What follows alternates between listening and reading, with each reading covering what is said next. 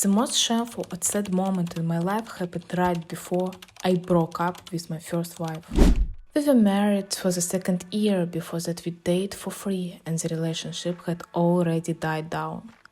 It was a difficult period and we drifted apart. I was working and trying to save up for a car. She was a correspondence student and working too. In the last session, she was preparing to take her diploma, and one day I asked her to transfer 5,000 to one person to repay a long-standing debt. She was on her way to study in the city anyway, and I had a day of the day. I told her in the evening that I had put a bill in her purse, and she nodded. In the morning, as usual, she got ready, left, and then returned 10 minutes later, saying that they must have dropped a bill, and hoped that it happened at home.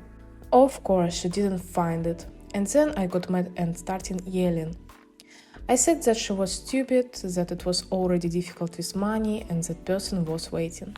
Bitch, idiot! I still remember how she walked around the house, looking for that bill and how her eyes were wet, but she kept quiet. Then she left, and an hour and a half later the person I owed money to wrote that everything was okay. They gave it to him. It turns out she gave her own money. I was still angry. I even wrote to her that I would not return the money to her, because she lost it herself. She didn't answer. And a couple of days later, I remembered that I hadn't put anything in her wallet.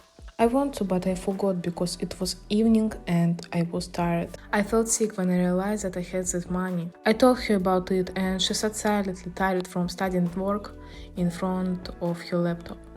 Then she burst into tears. I can still see it before my eyes. Her lips were shaking, her back was hunched over, she was typing some work for the institute, she was sitting there tired, and here I was with this 5,000. I, like an idiot, didn't know what else to do. I just went off to play on the computer, hoping that everything would work out on its own. I gave her 5,000 and another 3,000 on top.